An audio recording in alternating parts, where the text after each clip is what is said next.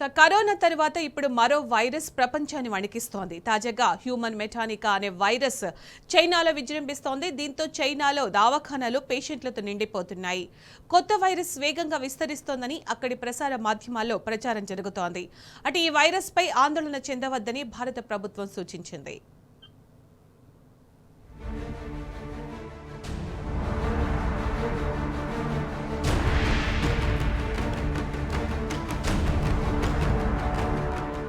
Corona మహమ్మారికి మూల కేంద్రమైన చైనాలో మరోసారి కొత్త వైరస్ బీభత్సం సృష్టిస్తోంది. హ్యూమన్ మెటానియా అనే కొత్త వైరస్ సోకడంతో వైద్యం కోసం ఆసుపత్రుల్లో జనం బారులు తీరారు. కొత్త వైరస్ వేగంగా వ్యాప్తి చెందుతున్నట్లు అక్కడి సామాజిక మాధ్యమాల్లో ప్రచారం జరుగుతోంది. ఈ వైరస్ బారిన పడిన వారు పెద్ద సంఖ్యలో ప్రజలు ఆసుపత్రుల్లో చేరుతున్నట్లు సమాచారం. హెచ్ఎంపీవీతో పాటు ఇన్ఫ్లుయెంజా ఏ, మైకోప్లాస్మా, నిమోనియా, కోవిడ్-19 వైరస్లు కూడా వ్యాప్తి చెందుతున్నట్లు పలువురు పోస్టులు పెడుతున్నారు.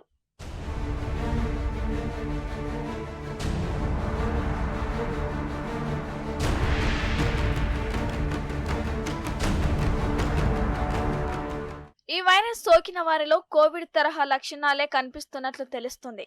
వైరస్ వ్యాప్తిని అక్కడి ఆరోగ్య శాఖ అధికారులు నిశితంగా పరిశీలిస్తున్నట్లు సమాచారం. మరోవైపు ఓ అంతర్జాతీయ వార్తా సంస్థ తాజాగా విడుదల చేసిన నివేదిక ఈ ఊహాగానాలకు మరింత బలం చేకూరుస్తుంది. గుర్తు తెలియని ఓ నిమోనియా తరహా వైరస్ మూలాలను కనుగొనేందుకు చైనా వ్యాధి నియంత్రణ అథారిటీ ఓ పర్యవేక్షక వ్యవస్థను ప్రారంభించిందని ఆ నివేదిక సారాంశం.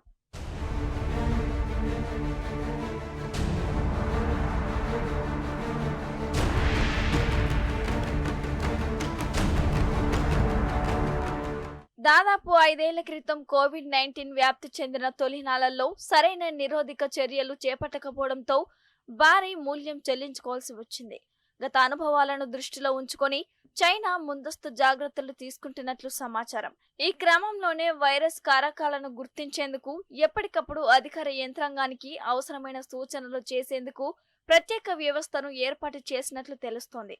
ఈ మేరకు అక్కడి అధికార మీడియా సీసీటీవీ వెల్లడించింది. దీని ప్రకారం డిసెంబర్ 16 నుంచి 22 వరకు వారం రోజుల వ్యవధిలో అంటువ్యాధులతో బాధపడుతున్న వారి సంఖ్య భారీగా పెరిగినట్లు తెలుస్తోంది.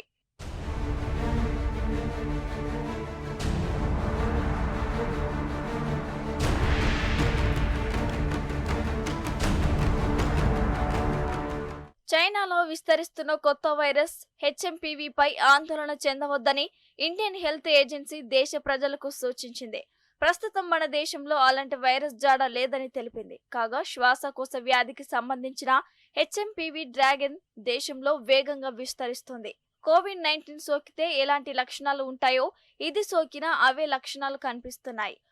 There has been news doing the rounds about a metapneumovirus outbreak in China. Let me be very clear on that count. Metapneumovirus is like any other respiratory virus which causes a common cold. And in the very old and the very young, it could cause flu-like symptoms. However, we have analyzed the data of the respiratory outbreaks within the country. There is no substantial increase in December 2024 data and no cases which have been reported in large numbers from any of our institutions. In any case, during winters, there is an increased outbreak of respiratory virus infections for which our hospitals are usually prepared with the necessary supplies and the necessary beds. One thing I would like to convey to the public is to take the general precautions that we use against all respiratory infections, which means in case somebody has cough and cold, he should avoid coming in contact with a lot number of people so that the infection does not spread. And while using distinct hanky or towel for coughing and sneezing, and take the normal medicines that are required for cold or fever whenever it's there. Otherwise, nothing to be alarmed about the present situation. HMPV virus పిల్లలు, వృద్ధులకు ఎక్కువగా వచ్చే chance ఉంది. ఇది ఎవరినైనా ప్రభావితం చేస్తుంది.